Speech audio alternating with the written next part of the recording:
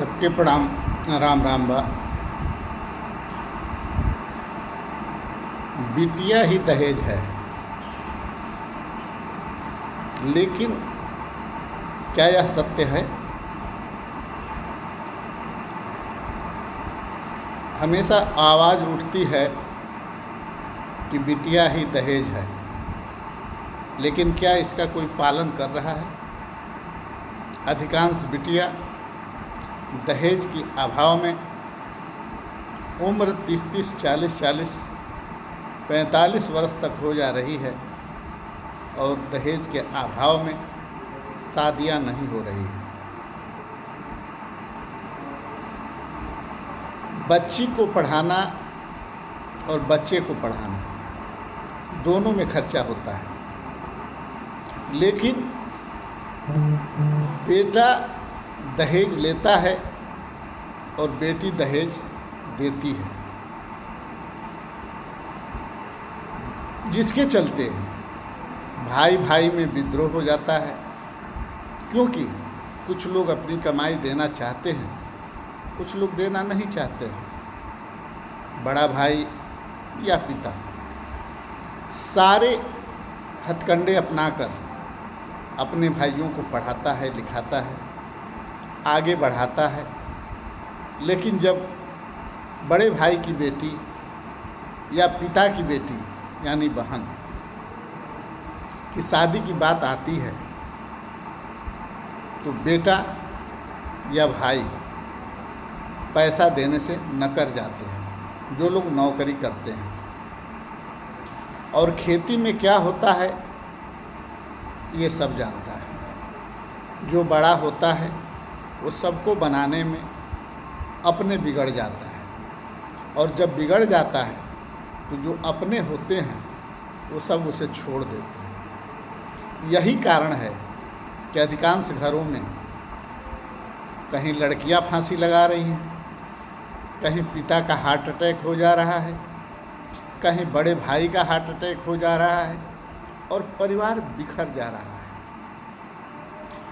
हम सरकार से कहना चाहते हैं कि जिस तरह बाप की संपत्ति है, अगर एक बेटा है तो 4 बेटा है तो सबको संपत्ति में बराबर का अधिकार है, उसी तरह जो भाई नौकरी करते हैं और जो भाई नहीं करते हैं,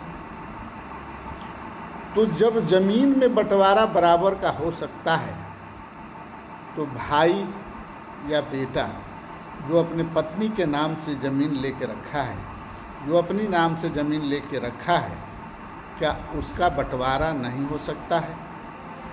जब एक भाई पढ़ाते पढ़ाते बर्बाद हो गया, सिर्फ किसानी करते करते तबाह हो गया, और उसी के बेटा बेटी की जब शादी करने की बात आती है तो नौकरी करने वाले बेटा या बेटी या भाई अपने हाथ उठा लेते हैं, तो क्या उस जगह कुछ ऐसा कानून नहीं बनना चाहिए कि जैसे संपत्ति में बराबर का अधिकार सभी भाइयों का है, सभी बेटों का है, उसी तरह सबके वेतन, सबके बनाए हुए घर, सबके जमा किए हुए पैसे, सबके फिक्स डिपॉजिट में सबका बराबर का अधिकार होना चाहिए। सरकार को कुछ ऐसा कानून बनाना चाहिए जिसके चलते परिवार टूटने से बच सके, जिसके चलते लोगों की हत्याएं कम हो सके, जिसके चलते बड़ों का हार्ट अटैक रुक सके, जिसके चलते बेटियों की फांसी रुक सके, जिसके चलते परिवार बिखरने से बच सके।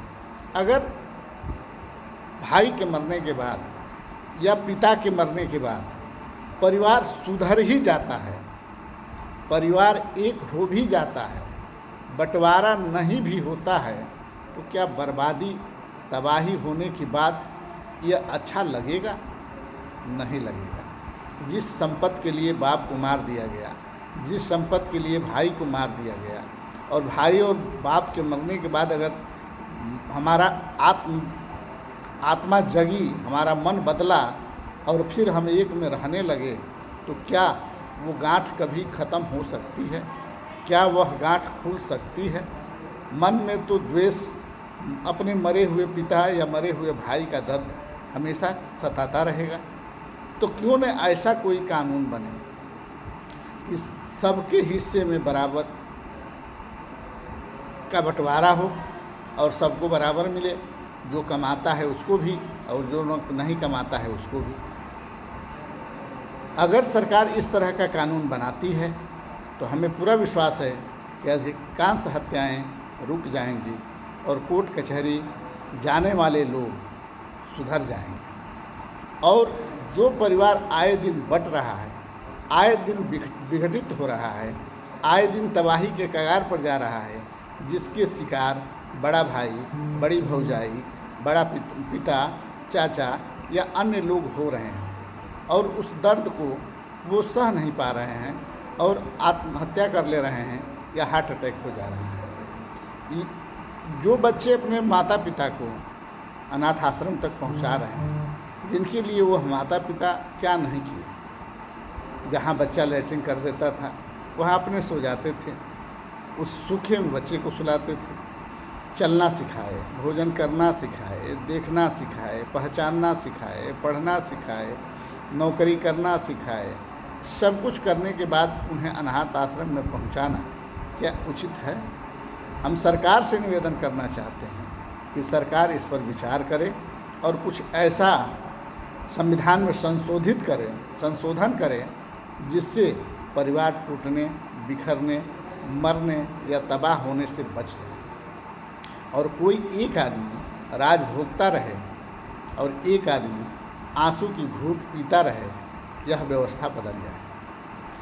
हम सरकार से निवेदन करना चाहते हैं कि हमारी इस बात को ध्यान में रखते हुए ऐसे संविधान में संशोधन किया जाए, कानून में ऐसी संशोधन किया जाए कि कोई भी परिवार तबाह ना हो सके, बर्बाद ना हो सके, टूट न सके, जिसका दर्द बड़े भाई और पिता को सहना पड़े, जिसके चलते पिता की जान चली जाए, भाई की जान चली जाए। ऐसे कुरीतियों से परिवार को बचाने के लिए, दहेज प्रथा से लोगों को बचाने के लिए और गरीबी को दूर करने के लिए यह कानून बहुत ज़रूरी है। क्योंकि एक ही बाप के 4 बेटे, 2 बच्चे को नौकरी लग जाती है, बड़ा भाई पढ़ा लिखा कर नौकरी लगा देता है, 2 भाई अनाथ बेकार रह जाते हैं, 2 भाई बहुत आगे निकल जाते हैं और 2 भाई खेती करते करते मर जाते हैं। उनके बेटा बेटी दर्द सहते सहते मर जाते हैं। अच्छे घरों में शादियां नहीं हो पाती है, दहेज के अभाव में बेटियां फांसी लगा लेती हैं। ऐसे परिवार में अगर 2 कमासुत है तो उसके धन का भी बंटवारा चारों में करना चाहिए और ज़मीन है तो उसका भी बंटवारा चारों में करना चाहिए। सरकार से हमारा यही प्रार्थना है, सरकार हमारी बातों पर विचार करे और समाज के लोगों से भी कहना चाहेंगे कि हमारे इस बात को अधिक से अधिक लोगों के पास पहुंचाने के लिए लाइक करें, शेयर करें, सब्सक्राइब करें और बेल आइकन ज़रूर दबा दें। क्योंकि अलगाव से, बंटवारे से और बेईमानी से अधिकांश लोगों की जान जा रही है, अधिकांश लोग आत्महत्या कर रहे हैं और अधिकांश लोग मार दिए जा रहे हैं। भाई ही भाई का दुश्मन बना हुआ है, बाप ही बेटे का दुश्मन बना हुआ है, बेटे ही बाप का दुश्मन बना हुआ है।